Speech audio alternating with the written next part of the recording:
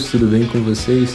Então, um tempo atrás eu fiz uma enquete no meu Insta perguntando para as pessoas se elas podiam mandar perguntas para mim, para eu colocar nesse vídeo para a gente estar respondendo aqui. Eu gostei muito das perguntas, foram bastante. Eu dividi elas e vou estar respondendo algumas nesse vídeo e eu guardei as outras para estar respondendo em algum outro vídeo mais pra frente. E eu vou estar tentando postar mais vídeos aqui. Eu não vou prometer para vocês, mas vou tentar pelo menos uma vez por semana, quem sabe até mesmo duas, tá colocando vídeo aqui nesse canal pra gente crescer junto. Se você não me segue ainda lá no Instagram, eu vou deixar ele aqui. E aí nas próximas vezes você também pode mandar perguntas lá pra gente estar respondendo. Lembrando que eu não sou a verdade absoluta, as respostas que eu vou dar nesse vídeo são baseadas no que eu tô vivendo, no que eu tô buscando em Jesus. Então você é totalmente livre para quando acabar o vídeo aqui, você colocar alguma coisa que você tem dúvida, pode mandar mensagem para mim ou pesquisar na internet. Com certeza você vai achar bastante coisa muito boa para você estudar. Bom, a primeira pergunta é se eu acredito em predestinação. Gente, sim, eu acredito em predestinação. Eu acho que é algo bíblico, é algo totalmente pertinente. E a gente consegue achar em várias passagens bem famosas, tipo Romanos 8, né? Vou pegar para ler aqui.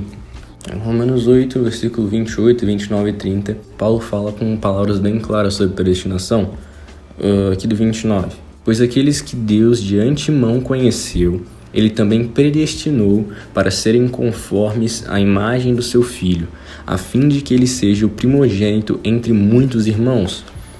E aos que predestinou, a estes também chamou, e aos que chamou, a estes também justificou, e aos que justificou, a esses também glorificou.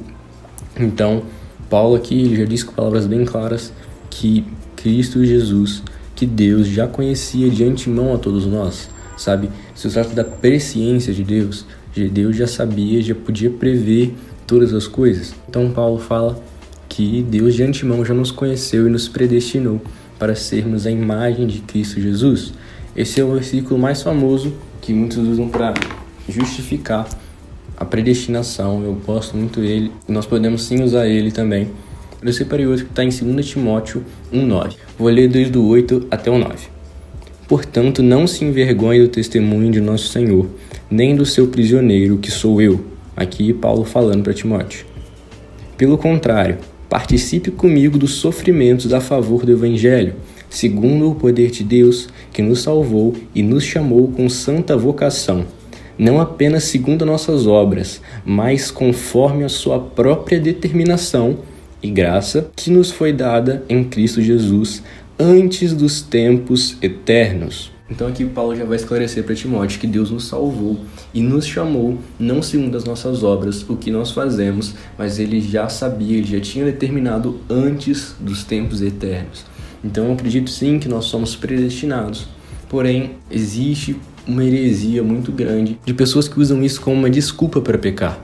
E como se eu já sou predestinado, então tudo que eu fizer não vai interferir nisso. Então eu posso viver uma vida de qualquer jeito, que não vai ter problema se eu já sou predestinado. Isso também já vai entrar junto com uma outra pergunta que eu quero falar, que é como saber se eu sou salvo.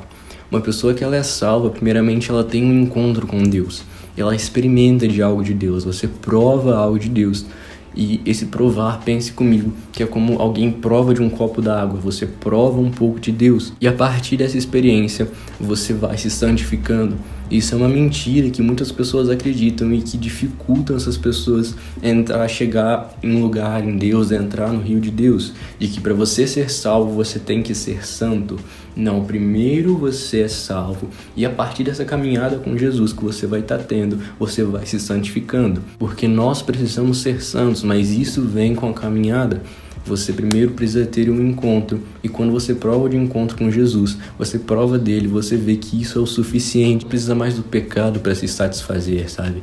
Porque Jesus é o suficiente. Me lembra uma frase que diz que a diferença entre as pessoas que são salvas e as pessoas que não são salvas, já que todos nós temos uma natureza pecaminosa e estamos suscetíveis ao pecado, é de que as pessoas salvas pecam inconscientemente, porque aquilo que elas experimentaram é muito maior do que o pecado, é muito maior que o prazer do pecado. Então elas pecam inconscientemente, mediante a natureza pecaminosa que tem nelas. Porém, as pessoas que não são salvas pecam conscientemente do pecado. pecam sabendo que vão pecar, porque ainda não experimentaram de Deus algo. Então, respondendo a pergunta, como saber se eu sou salvo? Cara, você tem que ter tido um encontro com Jesus, um encontro real, você tem que ter experimentado de Cristo, você tem que ter se santificado. Essa caminhada, esse encontro te santificou ao ponto que você não necessita, você não é mais escravo do pecado, você não é mais escravo, você foi comprado por Jesus, você tem esse entendimento, você se santificou ao longo dessa caminhada. Uma metanoia, daí, uma mudança de pensamentos, que é isso, de que você foi salvo, agora você pertence a Cristo e você não precisa mais do pecado, já que você pode se satisfazer nele. E daí vem uma convicção, sabe? Eu acho que essa coisa mais prática que eu posso falar, que nós temos uma convicção de sermos salvos, sabe? Eu tenho uma convicção de que eu sou salvo e isso é algo, cara, algo inexplicável. Você sente, você tem essa convicção, você é convicto disso. Então daí eu acho que nós voltamos para o problema daquelas pessoas que acreditam que estão predestinadas e por isso podem viver de qualquer jeito. Isso na verdade é só elas arrumando uma desculpa para pecar, sabe? Então se você arruma uma desculpa para pecar, o que me leva a imaginar de primeira que você ainda nem foi salvo, sabe? Então eu preciso ter bastante cuidado, mas eu sim acredito que nós fomos predestinados por Deus. Então a próxima pergunta é: qual o seu discípulo favorito e por quê? Cara, o meu discípulo favorito, sem dúvidas, é João, sabe? Eu sou apaixonado em como João vivia uma vida de saber ser amado, sabe? Se você for ler o Evangelho de João, é o meu evangelho favorito. É o evangelho que João escreveu para nós, né? Para os gentios. Para você ver como João sabia ser amado por Jesus, sabe? João trata sobre ele mesmo o livro inteiro, de como o discípulo que Jesus amava, sabe? Nós sabemos que Jesus nos ama, mas muitas vezes nós não sabemos ser amados por Jesus. A importância que isso tem, nós não damos talvez o peso, mas João dava, cara. João sabia ser o discípulo amado, o discípulo que procurava se assentar ao lado do Pai, repousar sua cabeça nos peitos de Jesus, sabe? Eu amo a vida de João, eu me inspiro muito na vida de João. E também eu amo as cartas de 1 João, 2 João. Eu acho que a vida de João tem muito a ensinar pra gente. A visão que ele teve no Apocalipse. Ele foi sem dúvida um discípulo diferenciado, sabe? Um dos pilares da igreja, junto com Pedro, junto com Tiago. Ele foi sim um dos pilares. E muito do que nós sabemos hoje veio dele. Então eu amo a vida de João, me inspiro muito no amor que ele tinha e no que ele se doava para a igreja. Outra pergunta: qual livro da Bíblia que você mais gosta? Mano, eu tenho alguns. Se eu for colocar, eu gosto sempre de colocar um do Velho Testamento, um dos Evangelhos e uma das epístolas, né? Uma das cartas, seja carta de Paulo, carta de João, de Pedro. Eu gosto sempre de colocar assim. Do Velho Testamento, eu acho que é o livro de Cantares, que é um livro lindo. Eu tenho o entendimento que nós devemos ler o Antigo Testamento como um apontamento para Jesus, sabe? Todas as coisas apontam Jesus.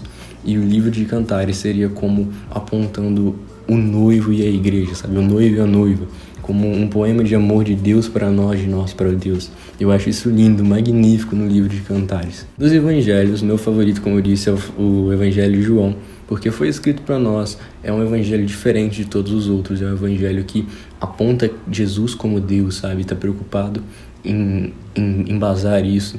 E mostra, tipo, coisas que os outros também não mostram, e eu acho uma maravilha. Eu amo o livro de João. E se você, cara, tá querendo começar a ler a Bíblia, você não sabe por onde, mano, eu recomendo muito o Evangelho de João, porque é onde você pode começar. E a partir dali, ler o Novo Testamento, ler os outros Evangelhos, ler o Antigo Testamento e se aprofundar mais na Bíblia, cara. Eu recomendo muito começar pelo Evangelho de João. Agora, minha carta favorita, a outra do Novo Testamento, é a carta de 1 João. Eu acho que se fosse escolher um só livro favorito, eu acho que seria essa.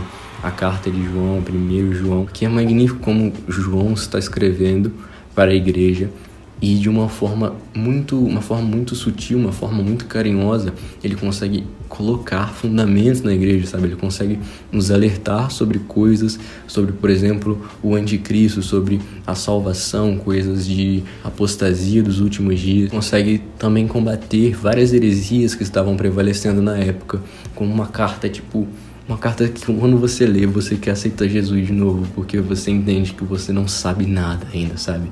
Você ainda não sabe nada, você pode saber tudo que você não sabe nada. Eu amo a carta de 1 João, eu acho que com certeza esse é o meu livro favorito e, consequentemente, a minha epístola também. Outra pergunta é: por que as pessoas têm cada vez mais esfriado em questão de espírito? Cara, o que eu acho é que nós estamos vivendo numa era muito do eu, sabe? Muito do que eu penso, muito do que é melhor pra mim, do que, sabe, me importa. E isso está esfriando nosso espírito. Isso é uma estratégia, uma tremenda estratégia para tirar os nossos olhos de Deus, sabe? Porque quando nós colocamos os olhos no eu, nós tiramos os olhos dele. Muitas coisas de self-care tem bombado ultimamente, de autocuidado, de você tem que se importar com você, aceitar do jeito que você é, você não tem que mudar, você tem que se aceitar, você tem que amar a você mesmo. E isso, cara, isso é contrário ao que a Bíblia diz, sabe? A Bíblia estipula um padrão, o padrão é Jesus Cristo. Nós temos que mudar a nossa mente, nós temos que nos mudar constantemente para parecer mais com Ele. Então, muito o focado no eu, no que é melhor pra mim, está tirando os nossos olhos dele, sabe? Nosso espírito está esfriando por causa disso. E muito por causa também, cara, nós estamos vivendo hoje, com certeza, um grande avivamento na igreja brasileira. E, cara, se você for olhar, quando nós temos um grande avivamento assim, muitas pessoas vão se acostumando com Deus, sabe? Muitas pessoas vão se acostumando com a presença de Deus e vão se esfriando por conta disso. Porque, cara, quando Deus vem, eu não quero estar acostumado, eu quero sempre como se fosse da primeira vez, sabe? Uma coisa especial, uma coisa valiosa. Porque quando você está acostumado com algo, você não dá o devido valor àquilo. Então, isso também, cara, infelizmente eu acho que só vai piorar, né? A Bíblia diz que só vai piorar. Porque se nós formos estudar um pouco o livro de Apocalipse, fala sobre a apostasia dos últimos dias. E é sobre isso, é sobre pessoas que são salvas, pessoas que foram predestinadas, que se voltariam totalmente contra Jesus e pregariam ao contrário de Cristo, sabe? Então, isso só vai piorar, porém já está começando, sabe? Muitas pessoas têm o seu espírito esfriado por causa que pensam muito em si e deixam de pensar no próximo. O amor está se esfriando também. O amor do eu está se aumentando muito em comparação ao amor do outro. Outra pergunta foi: qual foi sua primeira experiência? E, mano, muito legal isso. A minha primeira experiência foi em 2019, se não me engano, em outubro. Eu tava na casa de um primo meu, o Davi, e a gente tava lá e ele me chamou pra gente ir no culto, que ia ter mais de noite, um culto que ia ter lá na praça, que era um esquenta pra conferência que ia ter. E, cara, eu tava lá com ele, eu fui, e, cara, foi maravilhoso, sabe? Tinha bastante gente, e eu tava lá no meio, e eu tava passando por um momento bem delicado, sabe? Várias coisas.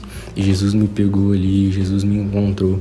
E quando eu abri os olhos, sabe? Eu tava ajoelhado lá no chão e foi uma coisa muito marcante pra mim. Eu acho que eu até tenho um vídeo, se eu tiver algum vídeo, alguma coisa, eu vou deixar aí na tela agora.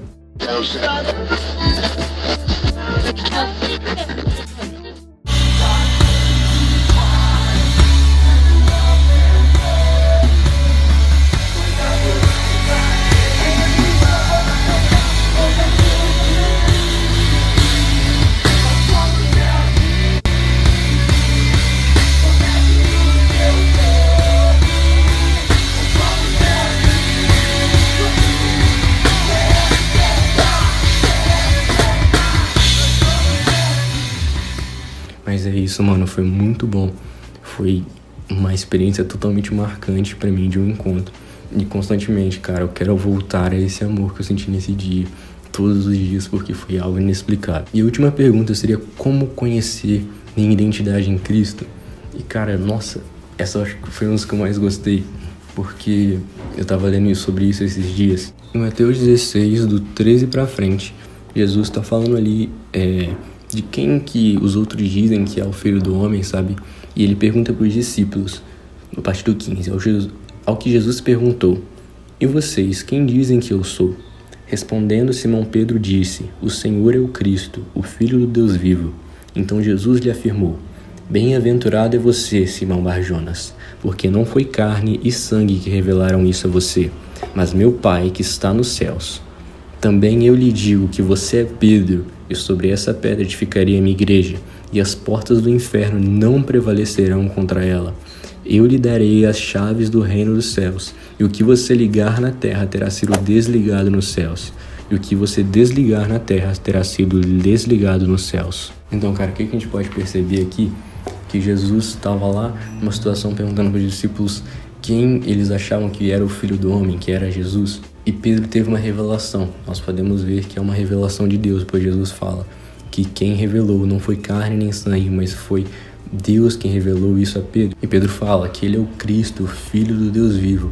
Então, a partir de uma revelação de quem Jesus é, Pedro teve uma resposta de quem ele era. Sabe, para você saber quem você é em Cristo, você tem que ter uma revelação de quem Jesus é. A partir da revelação de quem Jesus era, Jesus disse para Pedro que ele era a rocha que edificaria a igreja, que ele ligasse na terra seria ligado nos céus, que ele desligasse seria desligado. Então, se você quer saber qual é a sua identidade, você tem que dizer primeiro a Jesus quem ele é. Sabe, a partir da revelação que você tiver de quem Jesus é, você vai dizer para Jesus quem ele é e ele vai dizer para você quem você é. Sabe, é nessa troca, você diz para Jesus quem ele é e ele te diz quem você é, assim como Pedro. Então busque uma revelação de quem Cristo Jesus é.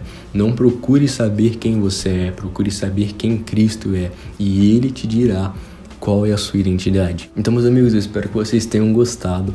Eu tentei fazer esse vídeo, lembrando, eu não sou a verdade absoluta, cara. Eu tô respondendo isso com base que Jesus falou comigo, com base que eu tenho vivido. Então, se você tem alguma dúvida, se você ainda não ficou esclarecido com alguma coisa, pode tentar me chamar. Se eu não souber, nós vamos pesquisar juntos, nós vamos orar juntos, vamos tentar descobrir. E muito obrigado por você assistiu até aqui, mano. Se você quer mais disso, me manda mensagem, manda um comentário aí, deixa o seu gostei pra gente conseguir crescer junto em Jesus. Muito obrigado por ter visto, mano. Valeu.